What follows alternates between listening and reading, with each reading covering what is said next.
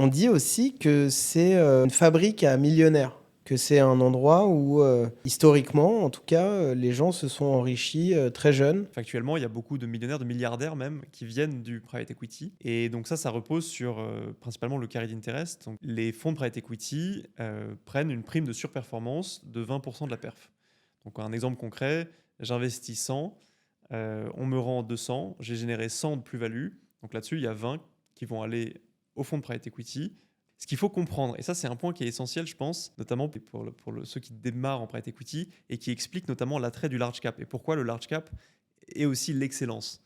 C'est qu'en fait, sur un fonds de 5 milliards, l'objectif, ça va être de faire x2, x2,5.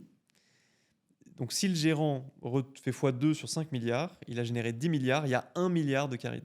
Bon, la part du lion, bien sûr, est prise et captée par les gérants, mais ça ruisselle forcément un peu. Et si finalement c'est 10%, c'est 100 millions qui ruissellent sur des équipes de 150, 200 personnes, ça fait toujours des super packages.